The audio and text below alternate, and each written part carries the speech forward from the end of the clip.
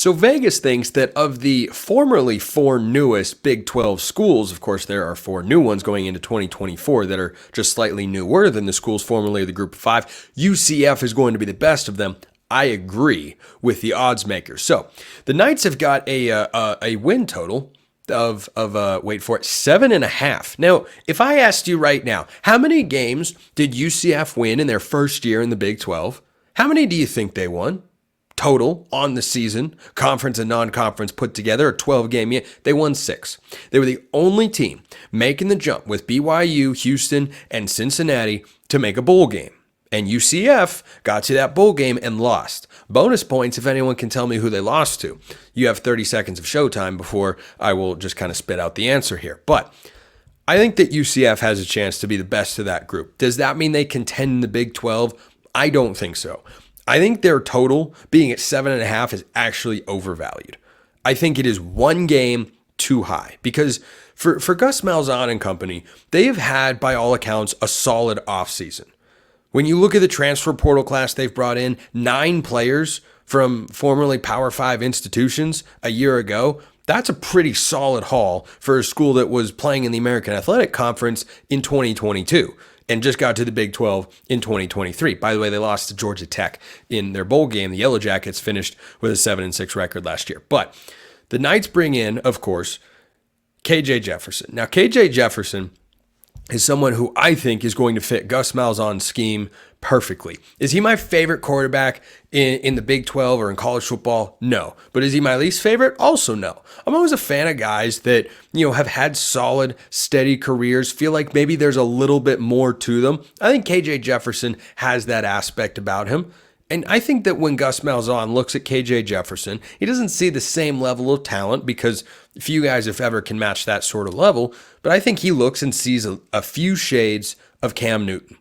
Big, burly guy, going to run, will run over you, not going to slide, not going to avoid contact, probably isn't, a big NFL guy. Cam Newton, of course, was.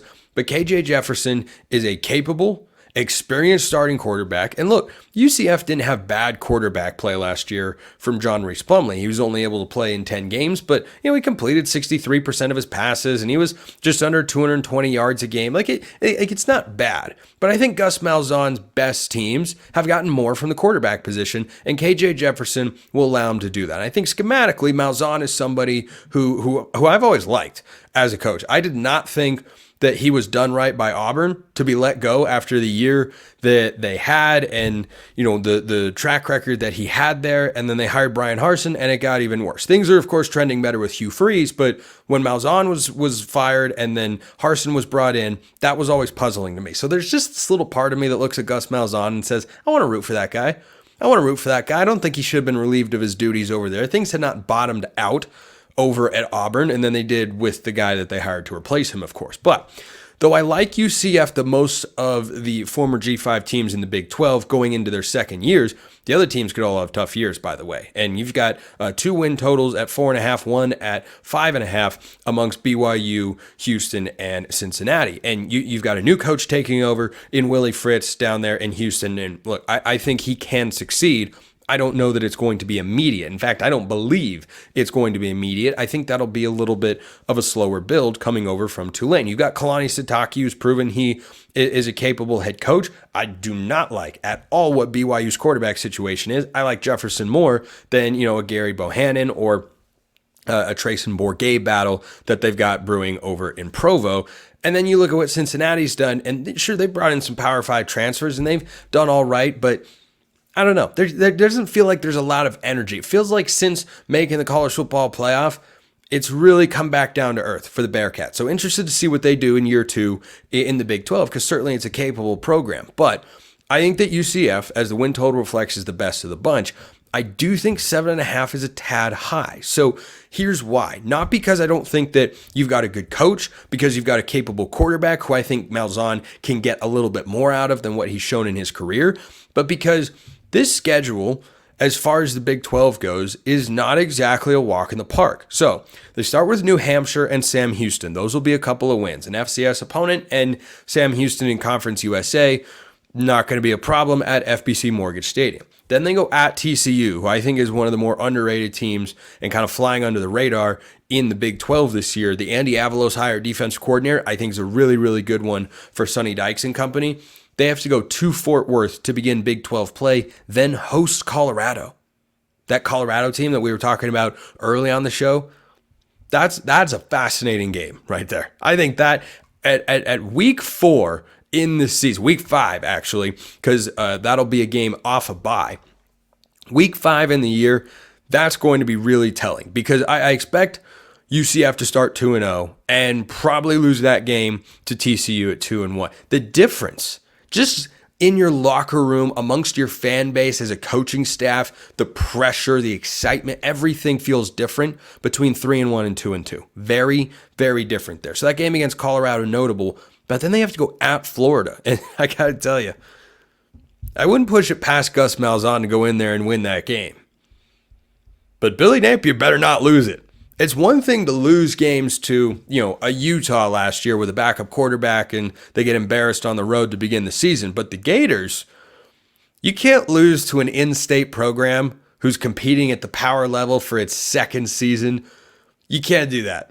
You cannot do it. So that's a house money sort of game for UCF. I don't expect them to win, but boy, if they did, it would put people on notice. They come back home, play Cincinnati. They go at Iowa State. Should we just call them Josh Pate's Iowa State Cyclones at this point? I don't know, maybe. But Matt Campbell, good coach. That's a tough game. Come back home against BYU, very winnable. Then you host Arizona.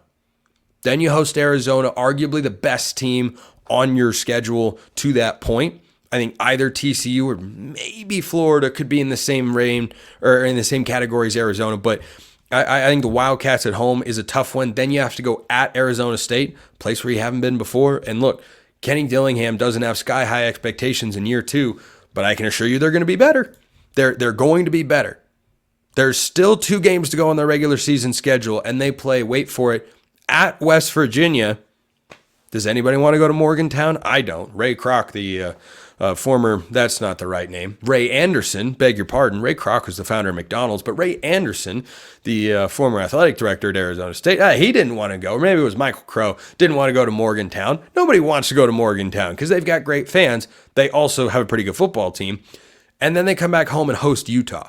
Those 2 games at the end of the year, I struggle seeing UCF winning both of them. And frankly, I'll probably, barring them wildly impressing me in their first 10 games, pick them to lose both of those contests. So I think that schedule is tough. I think it is appropriate to look at, where UCF is at and think, okay, amongst the transitioning teams, they've fully transitioned, at some level, but still there's an adjustment phase to, attract the caliber of player you need to compete with everybody else. I think that for UCF, making a bowl game would be a successful season. Right now, you're trying to establish credibility to the entire country that, hey, we're in the Big 12, we're new here, we came from a weaker conference, and we belong. And right now, UCF is in the driver's seat more than the other 3 new programs to do just that because they've made a bowl game. Nobody else has done that yet. Nobody else has had the ability to say we've gotten to just 500 so far. I think making a bowl game is a solid year, but I struggle to see only 4 losses to go over 7.5 wins for UCF just because as Big 12 schedules go, that one's tough. I think it's big that you get Arizona at home and Arizona State on the road and you get Utah at home, but I think Utah is going to be really, really good. I think UCF will be solid, but I don't know about an 8-9 win team, at least not yet. Appreciate everyone listening. I'll see you next time, and until then, hope you have a wonderful rest of your day.